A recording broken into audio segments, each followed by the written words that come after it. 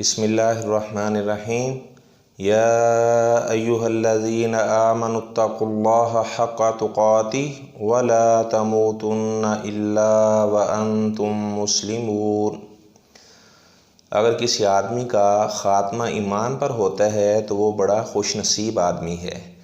آپ صلی اللہ علیہ وسلم کا فرمان ہے، من کان آخر کلامہ لا الہ الا اللہ داخل الجنہ، جس کا آخری کلام یعنی قریب الوفات، جس کی زبان سے کلمہ طیبہ نکلا، آپ صلی اللہ علیہ وسلم نے فرمایا داخل الجنہ، ایسا آدمی جنت میں داخل ہوگا۔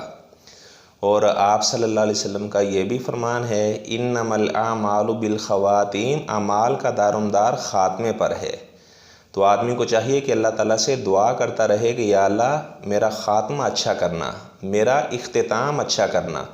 آپ صلی اللہ علیہ وسلم کا فرمان ہے، آدمی ساری زندگی عمل کرتا رہتا ہے، اس کے درمیان اور جنت کے درمیان ایک ذراع کا فاصلہ رہ جاتا ہے۔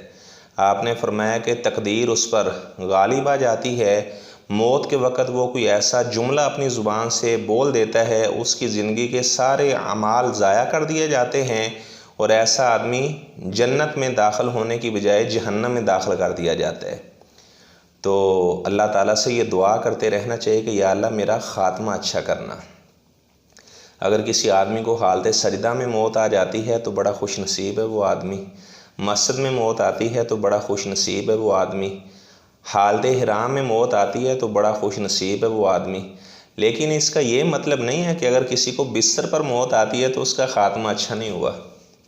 آپ صلی اللہ علیہ وسلم نے حجرہ عائشہ صدیقہ رضی اللہ تعالیٰ عنہا میں یعنی بستر کے اوپر آپ صلی اللہ علیہ وسلم نے وفات پائی۔ حضرت ابوبکر صدیق رضی اللہ تعالیٰ عنہ انہوں نے بستر پر وفات پائی۔ خالد بن ولید رضی اللہ تعالیٰ عنہ انہوں نے بستر پر وفات پائی۔ تو بستر پر فوت ہونے کا یہ معنی نہیں ہے کہ اس آدمی کا خاتمہ اچھا نہیں ہو رہا۔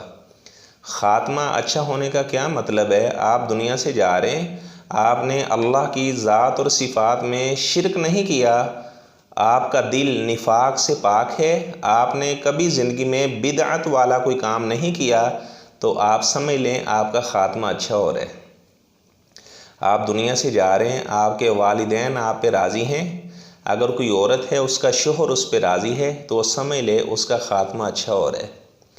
اس طرح آپ دنیا سے جا رہے ہیں، آپ 5 وقت کی نماز پڑھتے تھے، اگر آپ کے پاس اتنا مال تھا کہ وہ نصاب کو پہنچ گیا، آپ زکوٰۃ دیا کرتے تھے، آپ سمجھ لیں آپ کا خاتمہ اچھا ہو رہا ہے۔ آپ نے بغیر کسی شرعی عذر کے رمضان المبارک کے روزے نہیں چھوڑے، آپ روزہ رکھا کرتے تھے، آپ سمجھ لیں آپ کا خاتمہ اچھا ہو رہا ہے۔ آپ دنیا سے جا رہے ہیں، چاہے بستر کے اوپر ہی موت آ رہی ہے، آپ کا دل حسد، بغض، کینہ، دجل، فراڈ، مکر سے پاک ہے، آپ کے دل میں کسی مسلمان کے بارے میں حسد، بغض، کینہ نہیں ہے، آپ سمجھ لیں آپ کا خاتمہ اچھا ہو رہا ہے۔ آپ کے ہمسائے آپ سے خوش ہیں، آپ سمجھ لیں آپ کا خاتمہ اچھا ہو رہا ہے۔ تو بہرحال اللہ تعالیٰ سے دعا بھی کرتے رہنا چاہیے کہ یا اللہ میرا خاتمہ ایمان پہ کرنا۔